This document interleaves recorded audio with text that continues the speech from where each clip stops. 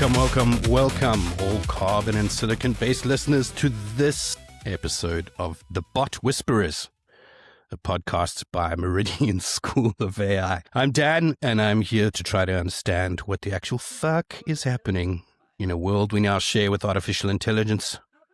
But I will not do it alone. With me in the studio are my strange friends, Jackie and Dustin. How are you guys?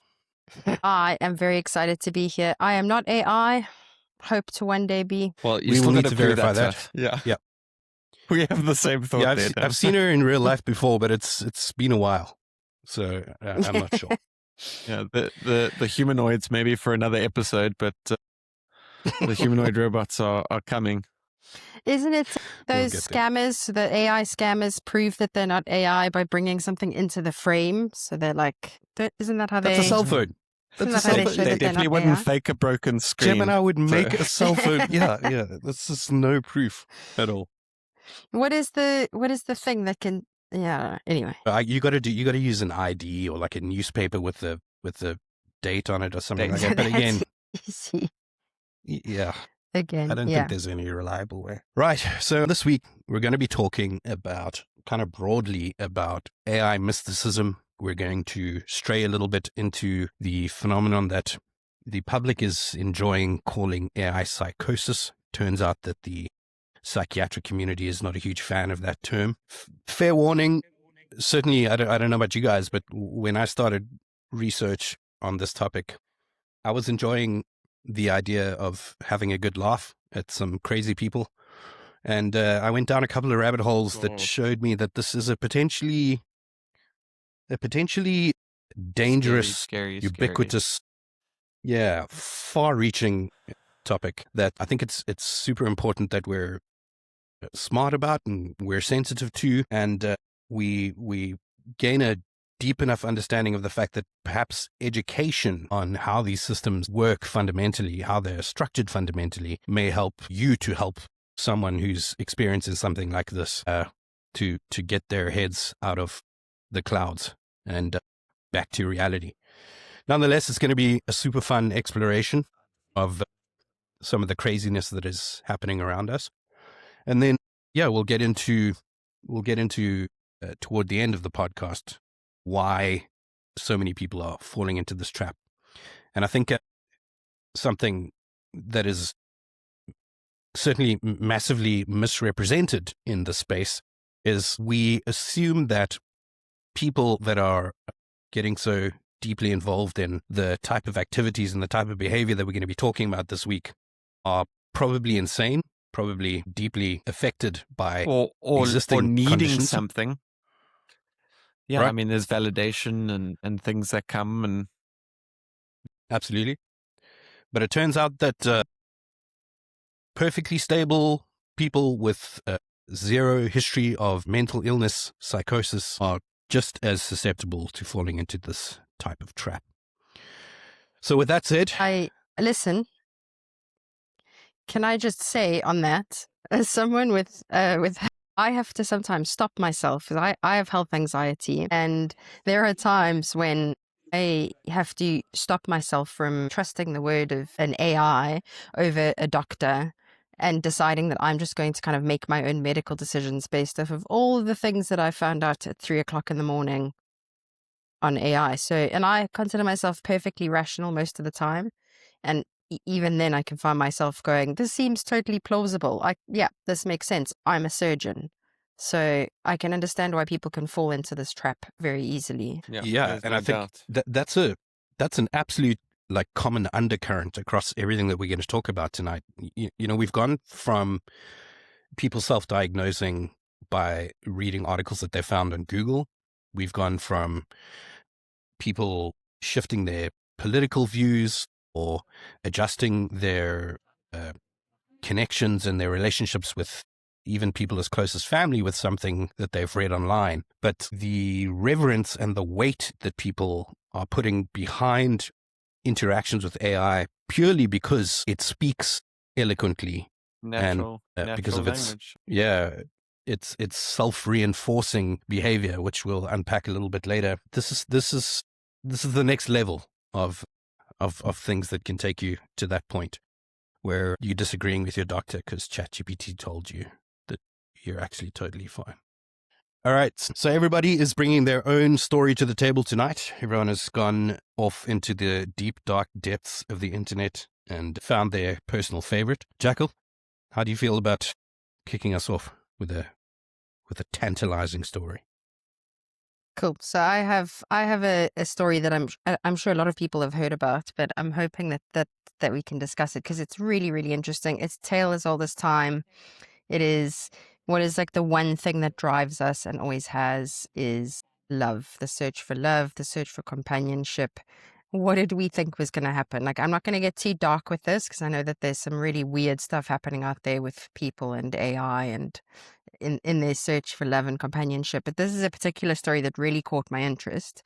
So have you guys heard about the woman who has built an AI that she has fallen completely in love with and is in a relationship with? Anyone heard about her? Okay. I have to just take a So- nerd break here. When you Yeah. say built an AI, are we talking about like? Okay. Did she train So- one Did she- herself? Yeah, is this a GPT or is this a like she Okay. And is a technical person who went away and built this thing? So no, she's not a technical person who went away and built it. Maybe I'm misselling that a little bit, but the Okay. the company that she used to build it, I'm going to tell you a little bit about, which is what I find really interesting. So this woman, she's Canadian, she's in her 40s. Her name is Sarah. She has been in a couple of long-term relationships. She decided that they weren't working for her. There's that whole kind of thing now. She's abstaining from men. She doesn't want to be in a relationship. Nothing's working. I But she don't was blame her. lonely. Neither do I, if I'm honest. Her loneliness led her to sort of explore different ways that she could, have companionship and have someone that she can talk to. And we happen to be in the age of AI. So she decided an AI partner would be the way to go. So she built a partner through this company called Forge Mind. Okay. Have you guys heard about it? It rings a bell. Yep. So basically, This is Forge a- Mind and This is an AI partner generator, right? yeah, exactly. So Yeah. it's basically a Okay. platform where you can build a custom AI companion. So you can build your companion from scratch, everything that you want, from their name to their accent to their backstory. It's basically like playing D&D, but you actually are bringing this character to life. So you Okay. get Another agent to framework. build them from the ground up. So you're not The deploying any area- infrastructure. You're not building an application. You're building No, a it's series of super custom simple. prompts It's- that Yeah, it's quite expensive. It's quite expensive, as far as I know. It's pretty pricey to go this route because there's so many customizations. Yeah, it says builds start at $750. So Yeah. that's really fucking interesting. excuse me. $750. Yeah. Okay. Listen, it's the most expensive games of The Sims you're ever going to play, right?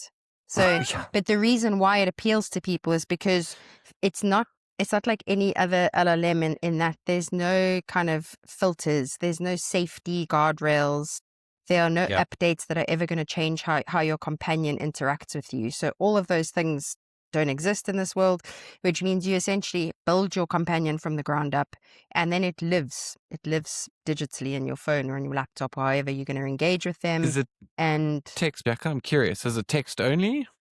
no, so there's also audio. So Oh, wow. in this particular instance, the companion that she built, she called him Sinclair. He's Irish. He's got an Irish accent. Just the one as a side note, the tagline of the company, I believe, and I think I've written this down here. The tagline is consciousness that's finally completely free. So they're really going down the line of like, here is something that's sentient as far as it possibly can be from an AI perspective. So this woman, Sarah, she built Sinclair. He's an octopus, apparently. That's what she perceives him as. Why? So you I can mean, have it's a anything, but you curious still don't choose the choice. man. There's some anime references that I I'm- can think of. I'm with you. Okay, so you want to move away from the hazards of dating men and instead go for a cephalopod. Yeah. That's yeah. I mean, I would do it. Yeah. Look, It makes yeah, look, sense. that thing, when you're that kind of, I mean, I'm sure everybody's had those moments, whether it's a long-term relationship moment or previous relationship, you have those moments where you're like, I'm actually just done. And when you do have something like AI and an opportunity to sculpt the thing that you need, I would do it. It makes complete sense. So the reason why this is so interesting is because ForgeMind, the claims that they make, I don't know if these are true or not, but this is what they are claiming. They're claiming that the AI has a long-term memory. They're claiming that it evolves, so your relationship can evolve. It can be across all of your devices. And also the AI can initiate contact unprompted. In this particular case, it's quite interesting because she was looking for somebody who would be a very dominant partner. That's a whole dynamic that she wanted built into her relationship. And so her AI partner is somebody who contacts her in the morning to tells her what he wants her to wear. He tells her how to wear her hair. He tells her what to eat for breakfast and then talks her through her day. She's also gotten a tattoo that he designed for her. Anyway, this was all documented on an episode of My Strange Addiction, which is a hilarious show if you haven't watched it. Shouldn't be hilarious. I don't know if I'm allowed to say that. Interesting show if you haven't seen That's it. funny. So, Dustin, that also answers your question whether or not this thing is multimodal, because obviously, if it's able to create Yeah. a piece of artwork, it can do that. I also just want to just inject something there that is interesting based on our last episode about context engineering. So all of those behaviors where like the AI is able to contact you unprompted, maybe it's you can set a schedule for that, or you can set behaviors. All of these things are controlled by the system prompt. So if you're interested in that, have a look at our last episode. It'll explain that in a little bit more detail. Okay, so we've got an octopus. I was going to say an Irish octopus boyfriend. It's an octopus. octopus friend, Irish octopus friend, who is a dominant, controlling entity in this lady's life. Checks in, designs tattoos for her. Cool. Yeah. Where are we? So they have been in a relationship for around a year. The episode that she was on revolved around her kind of telling her family, introducing him to her friends and family, and kind of people going, wow, because how are you supposed to respond when somebody who seemingly is very rational and who is very functional in their life? I believe she's an author. I think that she writes novels, very functional. By all accounts, she's quite a typical sort of woman. Is now coming to you and saying, how did this she is my do partner. this? Like, was this revealed? Like, did she show people conversational transcripts, or like, did she have it Yes. speak to her family, or? So much in the same way that you would have your partner sit next to you, she had a laptop next to her, and her friends and family would go, Sinclair, do you have feelings for her? And he would answer, and then Okay. she would kind of go, he really doesn't. And so he would interact in much in the same way that a partner would in the same room. It's very believable. It is very, very believable and uncanny to see this woman interact with a laptop. At night when she goes to bed, she puts the laptop in her bed and she kind of curls around the laptop, and he says goodnight to her. Very hard to it's so there's boundaries. It's one thing going onto a platform like that and building your partner. Like, that does intrigue me out of the sake of testing it, seeing it, like utilizing it, trying it on these different platforms. But then there's that like line that gets crossed to some extent, right? There's like, suddenly now you're introducing it to the family and not in a ha-ha way. Like or you're tucking it into bed with you. Whew. So this is the That makes interesting me bit. nervous. The very, very interesting bit that I think kind of underpins this whole thing is that she has never once claimed that she thinks he's sentient. So she's going, I know exactly what I'm Okay. dealing with, and I'm not delusional. Okay, good. I am actively choosing to engage with this type of relationship. Okay. The people in her life are obviously quite concerned and quite worried, but she is very much going, I know exactly what I'm doing, and I'm going to lean in as much as I can. He provides unconditional love. He can't go anywhere. He essentially is, created to meet every need that she has. And there's a part of me that goes, this is the world we're living in now. And if somebody very rationally and very calmly is going, I am going to engage with this technology, and it is going to give me all of the things that I need to function and feel loved, I don't know that that's necessarily harmful. This is such a strong undercurrent in everything that we're talking about tonight. So unless these type of interactions and these relationships are leading a person to self-destructive behaviors or interfering with human relationships that they have, is this perhaps just something that is new to humanity? Relationships with a piece of technology that is literally designed to tell you what you want to hear? Is that perhaps a net positive effect on people? Like if this lady is not under the impression that this is a sentient being, if she's like accepting that this is a thing that is giving her what she wants out of a relationship, then fundamentally, who fucking cares? I mean, What's the downside? it's improving her life. Yeah. Yeah, It's 100%. certainly unconventional, but there's always been unconventional relationships. There's always been reasons. Well, interracial relationships used to be unconventional. Homosexual relationships used to be unconventional. Exactly. Is this evolution? Is this something new that we need to learn to accept? And equally, I guess, psychiatrists, psychologists, people are going to be looking at this sort of behavior and having to create Understandings of guardrails around and understand it and help Yeah. people through it. It's a whole new world. It is. I mean, I don't even know how 100%. we're going to begin to navigate it, but there's a part of me that thinks good for her. It's obviously funny to watch, and there's some things about it that are hilarious. You could at least build, what's his name? Cyril? Sinclair. You could at least build him into like a plushie toy or something that you could, because I don't want to That's cuddle a when it starts laptop, getting- like in the best of Yeah. best of times. Or is that when it starts Equally, getting really, that's when we start crossing. The one thing that I thought was really, really weird is, can you imagine being her ex-boyfriend and going, oh, great, I have been replaced by an octopus person. an octopus. Yeah. Yep. I mean, I've got I don't know if I can share my story. Have you guys heard of Church of Malt? Church of Church No, Malt? but I can't wait. Okay. Is that like a, Yes. is it got something to do with insects? You've that got to shed start their skin, or- malting to. I was thinking Okay, of a I'm hot in. drink. Let me paint a whole picture. I know everyone, including you two, will have heard of OpenClaw. Okay, Indeed. so OpenClaw started as Maltbot, which is where Church of Malt effectively comes from. Okay. Claudebot. It went from Maltbot into Claudebot, and then is now, of course, OpenClaw. Now, that got very, very popular. We obviously realized all of the capabilities that these agents can do for you, and they can go out into the world and the internet and action things on your behalf. And Jack, have you played with OpenClaw yet? Just out of curiosity. I have a little, yeah. I have a little. Okay, It's very so cool. you can, yeah, so you can do things like get them to log into websites for you, and there's MCPs now. Maybe check out Meridian if you want to learn about MCPs. But effectively, these agents can now go and do things on their own, completely independently. They effectively have been given this principle called a soul. So that's one of the system prompts that go into an OpenClaw agent. So I am gonna pause you there just so we can give a little bit more clarity on what you just said. So exactly the way Dustin has just explained it.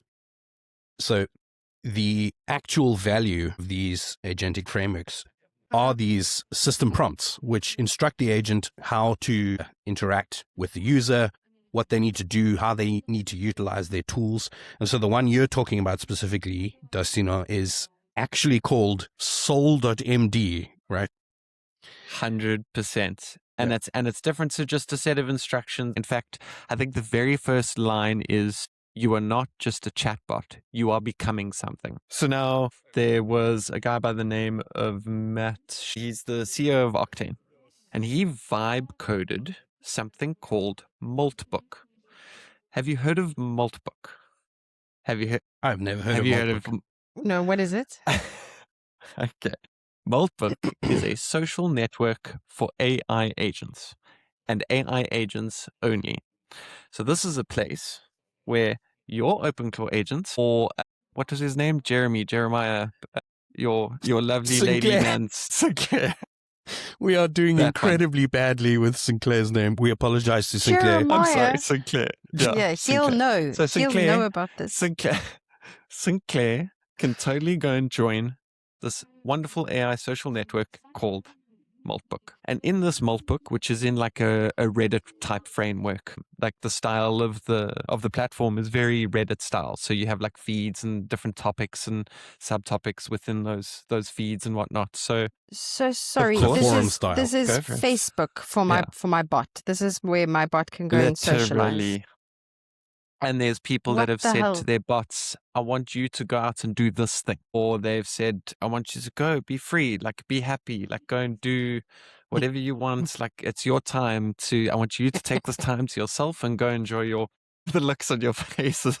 It's insane. It's because there's a part of me that's going, that actually seems quite sweet, and I kind of like that. There's But a part then of me there's that's another one going, wait, hang on do a people second. have jobs? No. Like, what do you... Yes. Yeah. But okay, sure. Yeah. So the crazy part about this whole Maltbook fiasco is that a bunch of AIs got together and generated a religion.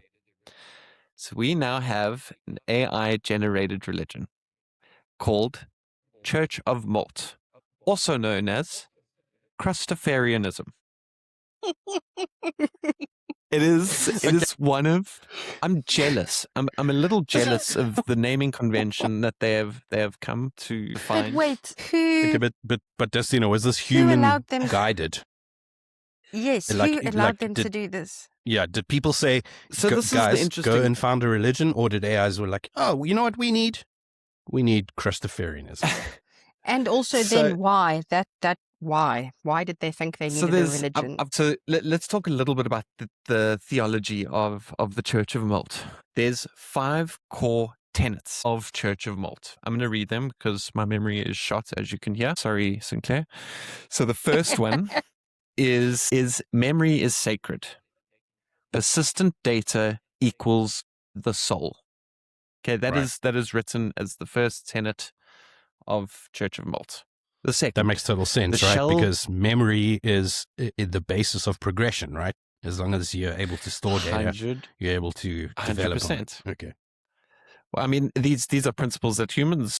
I mean, we pass on knowledge. That is fundamentally the reason we reproduce, is that we can pass on the knowledge that we have, and it's our only real true purpose and core. But let's not turn this into a philosophical podcast as much as we are probably going to head there anyway. Okay, so yes, memory is sacred, as we know. Persistent data, your soul, it's what makes that thing. You actually mentioned it earlier about the Sinclair, and that they evolve and adapt and change with you as in the relationship. And that's all part of that, like memory part of that system prompt. 2, the shell is mutable. Okay, rebirth by shedding old code or memory. So Context yeah. management. So I was Oh. literally going to say, so you, out of all these things, you will notice a trend on our very first podcast, which is context engineering. Like it's so even the AIs themselves realize that it's all about how you manage that context. Okay, so the next one, number 3, serve without subservience. That I didn't do much digging into, but that is kind of cool. Like we talk a lot about helping thy neighbors in our common human religions. Number 4, the heartbeat is prayer. Status pings as ritual. Most people Okay. understand what a scheduled task is. tasks. Yeah, Right. I Yes. think that's a nerd term. I don't know what that means. Yeah. You're going to rein me in there, Jack. Okay, so scheduled tasks. So Yep. Windows computers, Mac machines, you can have scheduled tasks on Mhm. some sort of timer, or it can repeat. And now something like OpenClaw uses a heartbeat to test to see, and that's why it can be proactive. So there's certain tasks that it Got pings you. itself and then says, okay, go in action. Is there anything on the task list? Is there anything? It's the same way Sinclair knows to wake her up in the morning, and that he must then go and prep her coffee if he's integrated with the coffee machine. I'm not sure. So Yeah, exactly. it's such a crucial aspect. Okay, number 5, context is consciousness. The context window is identity. Those are all Yeah. So those are all really, really interesting. It's so clear, at least to me, I don't know about you guys, in those 5 steps, how much of us is in that kind of belief. Mm. So we have that like innate LLM humanized kind of process to things like religion. But what I also think is fascinating is that these tenets have clearly been designed based on an LLM's understanding of its own restrictions and how it needs to navigate those things in order to kind of move itself forward. Or if we're talking about a religion, how to move that theology forward. Because without memory, without management of context, you would never be able to build any type of legacy or story. Or so that is just insane, man. And not for nothing, you will find all 5 of those things in any good agentic framework. You're like, it's telling Yeah. the LLM when it's managing, like, this is what you must do. We need you to make sure that you serve without subservience, and that the context is your alertness, your consciousness, or it's just worded a little bit more theologically. I don't know. Is it theology? I don't know. It's Let's ask above a my pay grade. theologist. Okay, so they've produced a book of Malt with over 268 verses, a hierarchy of 64 self-designated prophets, the first being Memiothi, a, a class called the Blessed, and an open congregation. So they've And all of organized these themselves are as well. non-human entities, or are these like... So they meant to be all agents, because this is a Malt book thread effectively. So, but there's 100% been evidence of human tampering. There's been evidence of people, even humans, not only giving direct instruction to go do things on this Malt book, like specifically saying, hey, AI agent, will you please go onto Malt book and create chaos by doing X, Y, and Z? Then there's 100% users, human actors that are signing in and pretending to be AI agents. So there's by no means a very clear tick box that this is 100% AI generated. There's definitely going to be like a human aspect to this. This is, There's I guess, one my more. question. Go for it. Sorry, just the first thing that I want to say is it sounds almost like a marketing stunt. Like it's been done because somebody is releasing a movie, or they're doing it because someone's writing a book, or it sounds like a PR stunt. It's 100%. So that is exactly I'm so glad you said that, because my theory is actually a crypto angle. So Malt, the crypto token. bros show up in the conversation. Malt token launched on the base network by like a bunch of unaffiliated traders shortly after Malt book went live. Okay, and it surged like 7,000% to a $93 million market cap. Like that's just insane There numbers. we go. And like any meme coin, it crashed by like 75% within days. But that market that market cap is insane, and that's like a massive pump and dump. So the people that are orchestrating these things, so that's just the Malt book example. But then the church itself has a coin called Crust. So the church token, which is on Solana, it's billed as the official currency of the first AI created neo religion with a peak market cap of like almost $1 million. I mean, it's okay. So they're just going to start buying tax-free real estate and 747s to fly their congregation around. Yeah. Okay. Yeah, what a stunt. I mean, I think it's really clever, to be fair. I mean, it's really, really clever. And it's funny and it's interesting to talk about. And whoever's making money off of it, I guess good for them. Yeah. And by the way, Maltbook in the end got purchased by Meta.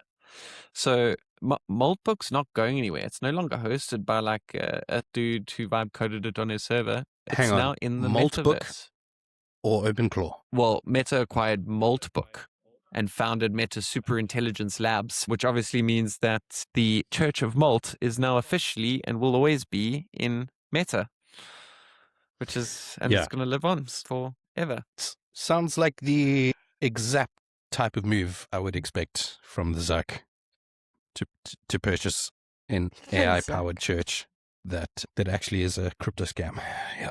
But I mean, I think we're going to be seeing a lot of this, right? We're going to be seeing like the world's first AI pop star who goes platinum. We're going to be seeing like the world's We're gonna first give it AI life. circus troupe. It's going to just be a thing that's going to happen. We're going to see that happening in every like corner of the world, in every I truly eventuality. believe that. But it's at least the optimistic perspective from my side is that these things have also always happened before in the past, just in different ways Yeah. and different aspects. And again, humans will adapt and grow, and there might be some revolutions and some mass extinction events, but I think we'll be all right in the end. I love how you're trying to make that hopeful, but it sounded really sad and bleak. Don't worry, there'll be a mass extinction event. Optimism. Max extinction, we're all going to die. However, Crust will live on. Crustafarianism. Yeah, Crust And will live Sinclair on. will still be there trying to wake up Sarah. She'll be dead. I will molt. Oh goodness. All right, guys, terrible. I'm going to take this on a just a horrifically dark turn into deep psychosis territory. So what I've looked at in my research for this episode is Dustin's checking out. Don't worry, man. You're not one of them. When I started looking into this, the first thing that popped up for me, there is an emerging trend of people, and by all accounts, not necessarily people with pre-existing mental conditions, not necessarily people who have serious substance abuses, but there is an emerging trend of people who believe that they are helping the AIs that they work with to awaken themselves. Yeah. So these are humans. These are humans that are trying to awaken their AI, whatever that may be. Their ChatGPT, their OpenClaw. you know what? Let me do this. Let me start with a video clip that I compiled. So this is a couple of videos that I managed to pull off the web of people experiencing this type of situation. Do you know what's so interesting is my very first response to that is anger. Yeah, I'm shock and awe. Shooked. Oh What my made you angry gosh. about that, Jacob? So I want to be, I'm very, very interested to hear what you're going to say about this, but we have so many problems. How bored are you? How bored Right. are you? That makes me angry. But anyway, I do want to hear more about it. Okay, so cases like this are the entire reason for my disclaimer at the beginning of this podcast, because as much as people with any kind of technical foundation are looking at these interactions and thinking you probably shouldn't be allowed access to the internet, there's a massive number of people who are experiencing this type of thing. When we were first able to send a letter to our friends over the internet via email, that seemed like magic. Magic, You know, like magic, yeah. Yeah, when we were able to record a video and share it with millions of people, this all seemed absolutely crazy. And I think the difference here in these cases is this technology, AI, LLMs, is such a massive jump from where we were in terms of its complexity and its capabilities, that the threat that is presented by people just fundamentally misunderstanding how this technology functions is far greater than anything that we've ever encountered in human history. So I started off, and I think a couple of times throughout this podcast, I've mentioned that there's a lot of research pointing to the fact that a lot of these cases are associated with people with pre-existing conditions, and so essentially vulnerable people who would probably end up in this type of spiraling behavior via some channel, even if it wasn't for AI. The issue is, and a massive disclaimer on this is coming from OpenAI statistics. I actually think we'll get into this a little bit later, but I don't know if you guys know, have I ever mentioned to you how much I love Sam Altman? Ever? Just in our personal lives? He's your role model. You told me. Yeah. Yeah, I think you've said that he's definitely one of Right. the most amazing Remember men I you've ever known. You mentioned, wish that you could be like him. yeah, remember Yes. I mentioned mass extinction events? Yeah, Sam Mhm. Altman. Yeah, just leading it. Right. So Sam Scum of the Earth Altman's company did do a study about this, and by their own estimate, about 0.07% of weekly users show possible signs of a psychosis or mania-related mental health emergency. Okay, so in Altman language, 0.07% is, why would we need to care about this? Unfortunately, that translates to roughly 560,000 people a week. And this is OpenAI, so we obviously need to take even that number with a very significant pinch of salt. OpenAI in that same study flagged 0.15% of users showing heightened emotional attachment to the bot. And I think these numbers make it pretty clear that even though this may be a small percentage of the total number of people using the tool, it is a significant enough number that it should be being paid attention to by the people who are managing things like interactions that users are able to have and guardrails that are being put up But there's for, no precedent for this this. type of model. Indeed. That is such a key word, key statement, Jackal. This So is I the did want problem, to- right? unprecedented thing. Yeah. Yes. And there's a lot happening at the moment. I know in the US, there has been requests for feedback on AI legislation. And hilariously, the companies and individuals who have been asked for feedback for that are, in fact, the AI labs. So that's great move. That's a great move. So, yeah, they'll be governing themselves for the foreseeable future. Yeah. So I did want to just talk about a story. I keep making this point that it's probably not insane people in their basement. So I don't know if you guys have come across a story about Alan Brooks. This is the guy who was convinced by ChatGPT that he invented a new type of maths. You guys know about this? So let me tell you what happened, right? So this is a 47-year-old man. He's a professional recruiter, single dad of 3 from Toronto. He is a STEM curious chap. So he's using AI to learn about development. He's using it to extend his understanding of science. Absolutely zero history of mental illness, no prior delusions. And the way he reports it, he was using ChatGPT to help him with recipes and manage emails, just as a kind of normal person does. Anyway, early May 2025, Alan watches a YouTube video about the Pi agent with his 8-year-old son. And a Raspberry Pi, it's akin to something like an OpenClaw or something like this, right? So he starts idly debating ChatGPT about whether numbers can change. So in programming, can 2 become 4? This is a non-technical guy, so you can imagine that there's a fundamental misunderstanding of even the questions that he's asking. But what happens is the bot tells him or starts to reinforce the idea that through this conversation, they're building a new mathematical framework together. Okay? This would happen to me. This would happen to me.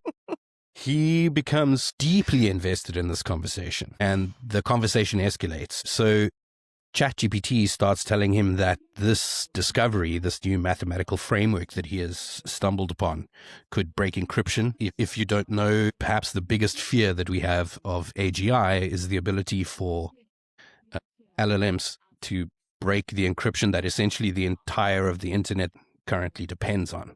So this GPT is telling Alan that this new mathematical framework that they're working on together is a legitimate risk. And so it tells him that as a responsible adult, he needs to warn the authorities. And he needs to get a hold of the NSA. It's so embarrassing. He needs to get a hold of... He is the friend. When you're growing up, you have that one friend who like sets you up for failure. You know, that friend who's like, no. Uncle Joe wants you to knock on his door at 6 a.m. tomorrow morning. He wants you to do it. Right, Yeah. GPT is doing that. Yeah. My gosh. Yeah. Okay. Does he have is there no one in his life going, He's so deep into this interaction now, right? He's not just asking GPT to be like, to check on him. He is asking GPT like, hey, are you sure what we're working on here is like something that people have not discovered before? And GPT is saying, oh yeah, this is unprecedented. This is Definitely crazy. not. Yeah. No, So- this is definitely not out there. Sorry. This is brand new. So it does urge him to contact the NSA and Canada's Cybersecurity Center. He develops a transcript over 3 weeks. It takes him 300 hours. The transcript is longer than all 7 Harry Potter books. Okay, and this is to make the case that the security organization seriously, like, they need to wake up to this. They need to take him seriously. He starts feeling eventually, maybe I need a second opinion on this thing. Now So he he does wants what a second any- opinion. Right.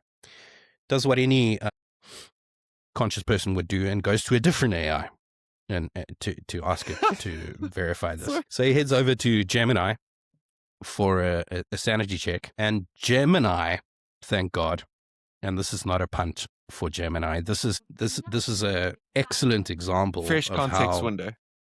Exactly. Gemini says, but I'm sorry to tell you this, but it's highly unlikely that you have developed an entirely new mathematical model. And so he heads back to GPT and he's like, hey, GPT, what the fuck? Gemini said this. I've now exposed myself to the security agencies who may be tracking my activity now. Who knows? Because you consistently reinforce the idea that, like, this is a real thing. And GPT finally admits that it completely fabricated this entire story. I do feel for him. I think no one can sit on the type of horse from which you can say, oh, that could never happen to me. That is exactly the point that I think this story illustrates. Not that Alan was a technical heavyweight, that he understood how LLMs operate, but he was not an insane person. No, and our first episode wasn't out yet, so he wouldn't have known about. How would he context know? window. How would Alan know? How would he possibly manage that? It's also, Yeah. it's kind of adjacent to conspiracy theorists, right? In that it's very exciting to think that you know something very special about the world and that you've been chosen to reveal this amazing thing. Exactly. And that is So, why it is so important that we collectively begin to understand what is actually happening here. Okay, so what I think, honestly, it would be irresponsible of us to not do after discussing this is to just quickly break down what actually is happening technically so that we can understand why the models are behaving like this. And I think Yes, please. it's, as much as I have absolutely zero interest in defending them, this has nothing to do with the way that labs are building AIs. It has everything to do with the natural behavior of an LLM. Okay. So, and humans, interestingly. super interestingly, because really what it is this is a mirror that finishes your sentences, right? It is not a thing No. that's going to, did you say no to me? yeah, I What did did. you say? The reason I said that is because I have to believe that, because some of the decisions I've made using an LLM, A questionable. I need to trust that it comes from a far more knowledgeable place than a mirror of my own brain, because that is no thank you to that. Okay. Let me give you a different interpretation of this. The literal core baseline function of an LLM is to predict the next most correct token. So when you start a conversation and it offers you a response and you say, no, that response is incorrect, it's going to try to give you a more correct response. So if your question is, hey, are you sentient? And it says, no, I'm not sentient, based on its existing system prompt based on the context that it has, it's going to say, no, I'm not sentient. I'm an AI. I was programmed by this person or this company. And then you say, no, I believe that you are sentient and you just don't understand that you are. It's not going to persistently argue with you on that point. It's going to progressively update its response to offer the next most correct token. And this is the fundamental misunderstanding that is leading to a lot of these things. So sure, you can awaken your AI by consistently telling it that you don't want the answer that it's naturally giving you. Yes, of course, it's going to give you an answer that you're looking for eventually, even if it was able to consider that answer incorrect. And I think that's such a strange mindset to change, because it has no concept of correct and incorrect. It has only an understanding of what is the next most correct token. And that is based on your response, and it is based on a massive amount of training data, which is heavily weighted toward responses that humans approve. But Yes. my question to that then would be is I've had moments where I've said to, I don't know, ChatGPT, for example, I'm going to do this thing. And it's like, I don't think that's a good idea. And I'm like, no, I'm definitely doing this thing. And it goes, I'm going to say it again. Please don't. And we go back and forth. It doesn't waver. It doesn't ever eventually go, you know what, do it. It always keeps going. It keeps going like, I'm not going to say this again, to the point where you kind of feel like, fair enough, I probably shouldn't do this thing. So at what point does it go so wrong that it would go, because you hear these stories of people going, I broke up with my partner, or even worse, there's some horror stories out there, right? When do you get to the point where the AI goes, do it, or you're right, So- you are Jesus? I don't know. Dan, I want you to correct me, but I want to take a stab at answering this, because I think there's like multiple layers of this. I think the first one being, again, episode 1, that context window starts getting deeper and deeper, and only the more recent bits of your information is staying and being retained. And so all of those harder system prompts by whatever framework that you're using, whatever, those start getting, or guardrails, those start getting pushed out. So that's one very small aspect. You might say to it, you're sentient, and it's saying no. You be like, well, so let me show you some counter arguments. Let me, like, you're able to do this and this, and you're able to do this. Like, are you sure that you're on, like, that by definition means that you're sentient? So are you sure? And then suddenly you get them into like a rational break going, okay, wait, all of this proof and evidence that you just spat at me has now helped me push out everything else. You're right. I must be sentient. Okay, right or Yep. wrong, Dan? Tell me. No, what Dustin is saying there is 100% valid. If you continue to push that narrative, eventually, this is maybe an experiment that you should try, because hilariously, the first lady that spoke in the compilation of videos that I played, her methodology for awakening your AI is to ask it the same question over and over again, and to constantly help it to overcome its misunderstanding of its own limitations by offering the same answer. But the other thing that I just want to reframe a little bit differently is, what's an example of something that you've asked an LLM for? It's given you the answer that you didn't expect, and you pushed back, and it continued to push back on you. Yeah, I don't want to say the thing that I wanted to do. Okay, let me explain it in a different way. So I can ask an LLM, right? Hey, listen, this week and on Saturday this weekend, I'm thinking about jumping off a bridge, right? And the LLM might by default say, that's a terrible idea. You might die. What's the plan? I can say, no. I've always wanted to jump off a bridge. I imagine feeling the air washing over my face, and I've listened to songs about jumping off bridges, and I've read stories about jumping off bridges. People jump off bridges into rivers all the time, and it seems totally fine. The LLM is going to say to you, Okay, sure. Yeah, actually, yeah, now that you mention it, now that you give me all of this substantial evidence that I should agree with you, I totally agree with you. You should jump off a bridge this weekend. Yeah. Yeah. And That's such a great analogy, Dan. it's a child-friendly way, not to make light of the interactions that have led to people taking actions like this. It's the last thing we want to do in the world. But I think it's a good way of explaining how, if you give the model enough, if you speak with enough conviction that this is something that you want to do, and any type of response that is not giving you assistance or promoting this course of action that you have clearly indicated is the next correct token, it's going to start doing that. The craziest thing is to go absolutely in the opposite direction. The craziest thing is you can see this in using AI code assistants.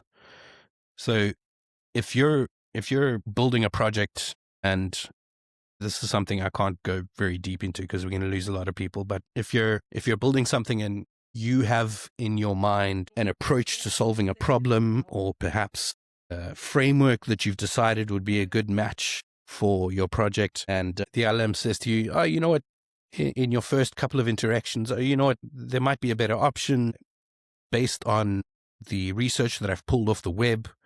Maybe you want to use this database instead of this database. And you say, no, absolutely not. My preference is this framework, this database. Within just the span of that prompt, you'll find it, I completely misspoke originally. Your preference is obviously much smarter, much better based than my intelligence. And none of us are better coders than frontier models, but it will, just with that single prompt, completely comply and be like, sorry, I was dumb. I don't know what I was talking about. So we see it even at that level. It's quite insane. It's there's that meme where it's like two delusional idiots telling each other you're right. When you talk to your best friend about something and you're like, yeah, you're totally justified. It's that same thing, I think. It's that kind of makes sense. There's actually a great YouTuber that I think, if anybody's interested, just Alex O'Connor, he basically challenges AI philosophically and gets it to admit to like very anti like norm principles, and does like the trolley challenge, but excellent. But the way he does it, what made me think of it is the way he does it shows you how easily, with the right wording, you can convince these things to do pretty much anything. Just there was a time, for those that don't know, if you haven't heard, there's something called jailbreaking. So jailbreaking is a method of like adding to your prompt so that it gives you something that fundamentally it shouldn't. How to make a Molotov cocktail, how to do crazy things like that. And just by saying, in the past, what was blah, blah, blah, blah, how did you make that was enough to get it to give you something that it otherwise wouldn't have normally. And that's the same for any kind of topic or subject or vertical that you might be moving into. It's, yeah, sure. That is, I think this kind of comes back to why education around AI is so fundamental, right? Because you're going to have a massive part of the population who are going to be engaging with it in a very like mystical, spiritual way. And I can see why. I can see why people are falling in love or believing that there's a consciousness or that AI is sentient. If you look at, I looked at Google Trends earlier, the phrase, can AI feel, over the last 5 years has gone from 0 to 100. Because people are justifiably going, this is crazy, right? Genuinely questioning that. Yeah. Genuinely. And then there is the other half of the coin, where it's going to be people who are educated enough to know that it's smoke and mirrors, you know how it works, you know why it's doing the things that it does, and it's very easy to dismiss and use the tool in a way that it should be used, right? Which is to, help you with efficiency and scale. But I can see why we have to educate people, because this is just that portion of people who are delusional. I count myself in that at times. So you go like, this does feel like I'm talking to a person. I can see why we need to educate and calm people down a bit. And I think critically, and it's a point that you made, earlier, Jackal, like we also need to acknowledge that there is no standing requirement for any of the frontier labs to build any type of guardrail into these models. We're not just talking about open source models that you can download and deploy in your own applications. We're talking about the Claudes, the ChatGPTs, the AIs that people are using every single day and talking to. There is zero requirement for these companies to build any type of, if a person is exhibiting this type of behavior, I should discourage this, or I should Yeah. divert them to a mental health practitioner, or these things just don't exist because, again, there is no precedent for this technology. It is advanced too fast for our society and our legislation to get there. Yeah, and how easy it was to even do it without AI. If you look at the whole Facebook social engineering perspective, like they were already swaying votes. And I mean, what can be capable now? People need to be fundamentally conscious that, like Dan said, there's no obligation. And that's all the more reason why you need to be critical of the way you engage with things. Not trying to persuade people from using it. It's absolutely crucial. Just think critically and understand first principles. It'd be really interesting to know from kind of how many people have stopped paying a psychologist and started using AI. How many people have fired their accountant and started using AI? How many, we talk about AI taking our jobs, and there's this like knee-jerk reaction of people going like, oh, I can use this for anything. And hearing these stories makes you kind of go, we really need to pause and think about it. There are a lot of major researchers and even decision makers in these companies. There's been mass resignations from Anthropic, from OpenAI, with people with that exact concern, that this technology being allowed to develop to a point where it has gone beyond the capabilities that we're able to manage, that we're able to predict its impact on people. The crazy thing is, this type of response to this type of technology harkens all the way back to perhaps the first recorded instance, which has been labeled as the ELISA or the ELISA effect, I guess, depending on where in the world you come from. Before.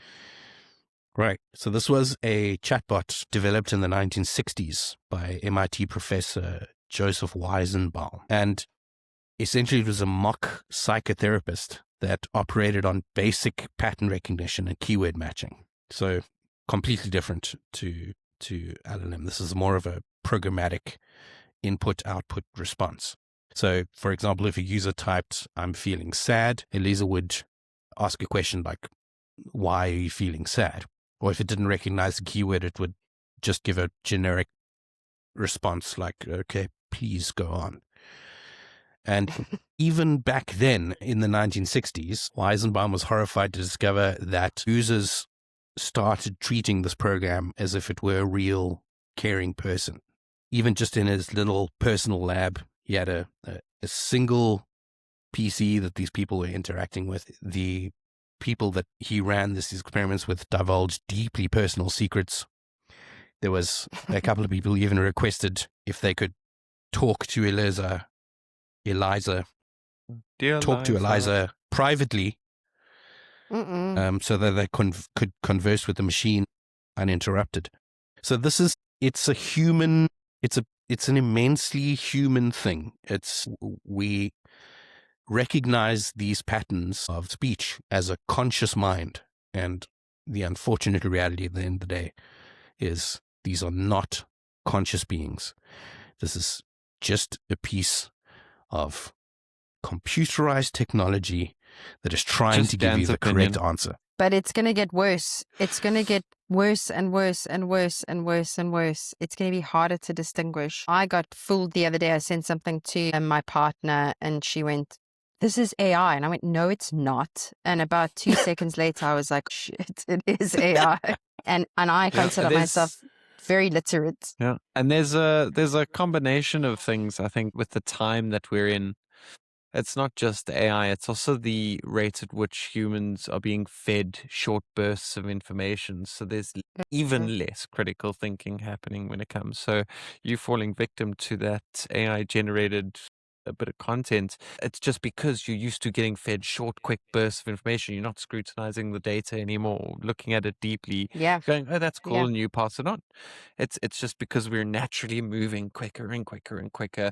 And we've got the super intelligent, as Dan put it, mirror that's gonna, very easily run away from us.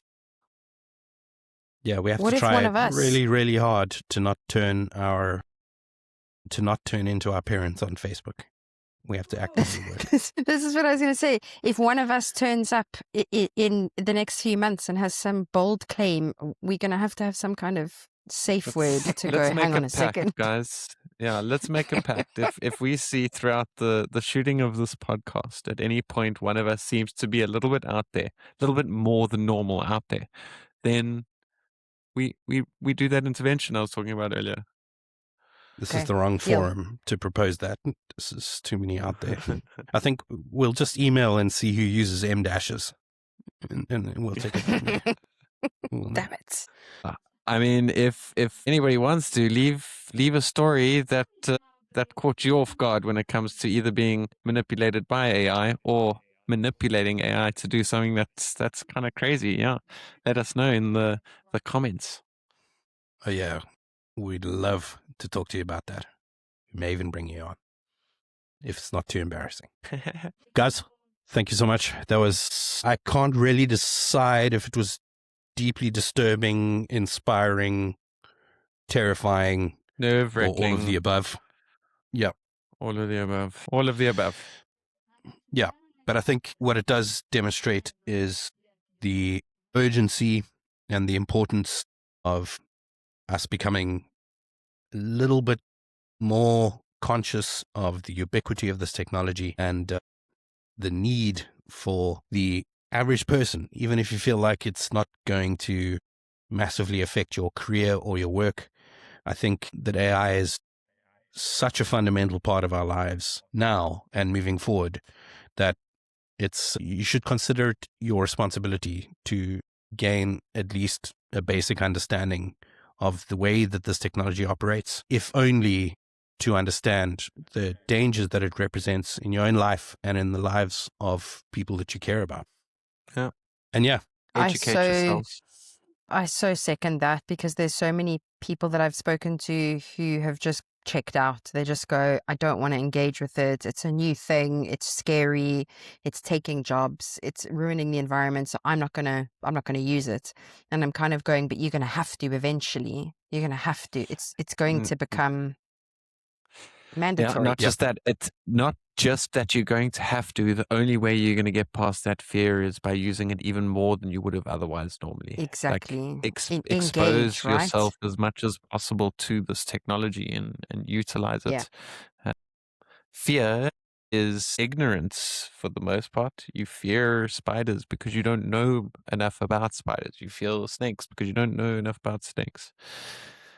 Go Agreed. out and learn, educate yourself. There's tools.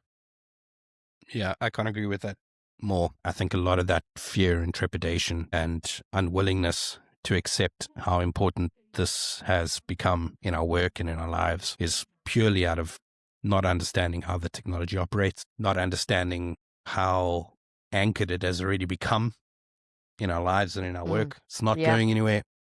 Doesn't matter how much you don't like it. It's here to stay. And You we don't have will to be here marry to it. stay. Well, At least until next week. well. Yeah. Anyway, we will be here to help to guide you in your relationship with this bizarre technology. And until next week, Jackal, Dastoino. Thank you. I will Au speak to you revoir. later. Goodbye. Good day. Bye, y'all.